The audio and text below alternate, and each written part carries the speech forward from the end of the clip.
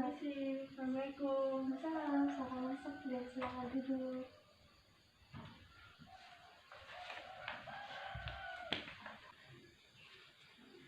Perkenalkan, saya Arsyadis Resmi. Saya ahli gizi yang sedang bertugas di rumah sakit kali ini. Dengan ibu siapa? Saya dengan Ibu Alma. Usia saya 40 tahun. Ada yang bisa saya bantu dengan kedatangan ibu dalam konseling kali ini? Ya Bu, kemarin kan saya habis dari rumah sakit untuk melakukan medical check up, dan ini ada hasil check upnya kemarin. Bagus, akan saya lihat dulu.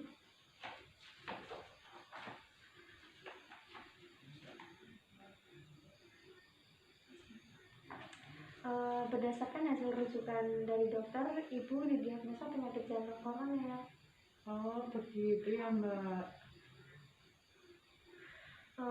Baik Bu, kita mulai saja ya Bu. Semoga ibu bisa bekerja sama dalam konseling kali ini hingga menemukan alternatif yang diinginkan. Iya Bu. Baik, saya jelaskan sedikit ya Bu, bahwa penyakit jantung koroner itu terjadi karena sirkulasi darah di pembuluh darah menuju jantung itu tidak bekerja dengan normal karena adanya sumbatan pada pembuluh darah ibu, sehingga proses pengangkutan oksigen dan makanan akan terhambat Bu. Lalu solusinya itu bagaimana ya Bu? Oh iya Bu, sebelumnya rujukan yang dibawa sudah tertera bahwa tinggi badan dan berat badan ibu sudah dilampirkan, yaitu tinggi badan 160 dan berat badannya 70 kg. Ternyata berat saya juga lebih ya Mbak dari batas normalnya. Iya Bu, berdasarkan tinggi badan dan berat badan ibu tergolong status gizi yang lebih Bu, seperti obesitas. Lalu bagaimana Mbak itu? Begini Bu, kelebihan status gizi itu bisa menyebabkan beberapa penyakit seperti diabetes mellitus, hipertensi, dan termasuk penyakit jantung itu juga Bu. Lalu baiknya itu gimana ya Bu? Oh iya Bu, kalau boleh saya tahu, apakah ada keluarga ibu yang menderita penyakit jantung ini Bu? Ada Bu, orang tua saya itu dari ayah saya. Oh, ayah ibu. Ibu ada suka sekali sama suatu makanan atau makanan yang tidak disukai atau alergi Bu?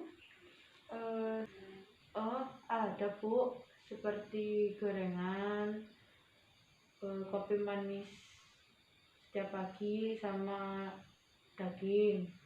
Terus makanan yang nggak saya suka itu sebenarnya tidak ada, cuma saya konsumsi, saya itu ya paling seminggu 1 kali, sama buah cuma konsumsi pisang sama durian. Ibu, saya akan memberikan beberapa pertanyaan agar saya tahu apa saja yang ibu makan sehari kemarin. Mulai dari ibu bangun tidur sampai tadi ibu bangun lagi. Apakah ibu bersedia? Ya, saya bersedia. Baik Bu, kemarin ibu bangun jam berapa? Kemarin itu saya bangun jam 5. Kemudian ibu melakukan apa? Saya mandi, kemudian sholat subuh. Setelah sholat, apakah ada yang dikonsumsi? Tidak, saya cuma mengkonsumsi air mineral saja. Oh, air mineral. Itu jam berapa Bu? Dan seberapa banyak? Kira-kira sekitar jam 6.30-an. Ya, 1 gelas sedang lah. Sehabis itu Bu? Saya sarapan pagi. Kira-kira jam berapa sarapannya Bu? Saya biasanya sarapan itu jam 8 pagi Bu. Kalau boleh tahu apa yang dikonsumsi Bu? Dan seberapa banyak? Kemarin itu saya konsumsi nasi goreng, ya 1 piring untuk saya sendiri. Lalu di dalam nasi goreng itu ada apa saja ya Bu? Ada nasi, telur, mentimun, dan selada. Itu pun saya tidak habis Bu. Kemudian saya minumnya itu kopi yang manis. Kira-kira seberapa banyak kopi manisnya Bu? satu gelas yang kecil itu Bu, kayak cangkir itu. Dalam kopinya gulanya seberapa banyak, Bu? Ya kemungkinan 2 sampai 3 sendok lah Bu. Pokoknya manis banget. Kemudian ibu makan lagi jam berapa? Kira-kira jam 11-an lah Bu. Saya makan gorengan sama apa ya kemarin itu, sama tahu Bu. Berapa buah, Bu? Kalau tidak salah itu gorengannya 2, tahunya 3. Isinya itu ada sayuran, tapi sayurannya itu saya buang Bu, karena saya tidak begitu suka dengan sayur. Baik Bu, akan saya hitung hasil recall kali ini.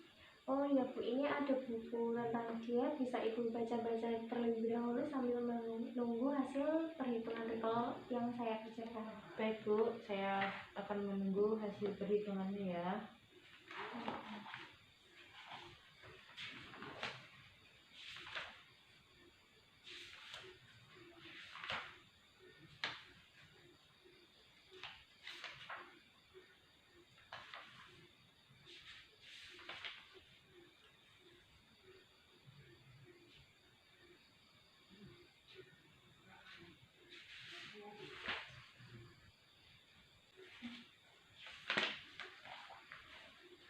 Baik Bu, maaf sudah menunggu lama. Begini Bu, setelah saya perhitungkan hasil asupan Ibu kemarin berlebih dari kebutuhan Ibu yang benar, karena Ibu sering mengkonsumsi goreng-gorengan, tidak makan sayur, dan makan buah. Lalu apakah itu akan berakibat buruk pada kesehatan saya ya Bu? Jika Ibu terus-menerus menerapkan seperti itu, maka penyakit Ibu akan terus berlanjut. Lalu apa yang harus saya lakukan ya Bu? Baik Bu, Ibu hanya perlu mengikuti diet yang saya anjurkan Bu. Baik Bu, ini saya perlihatkan leaflet diet penyakit jantung koroner. Nah, seperti ini Bu. Bisa Ibu baca terlebih dahulu. Ya kurang lebih seperti ini Bu, diet untuk penyakit jantung koroner. Jadinya saya tidak boleh makan makanan yang goreng-gorengan itu ya Bu? Bukannya tidak boleh ya Bu, tapi dikurangi. Nanti lama-lama Ibu akan bisa, dan Ibu juga bisa sedikit-sedikit mencoba mengkonsumsi sayur dan buah agar kolesterol dan lemak jahat yang ada di tubuh Ibu itu bisa berkurang.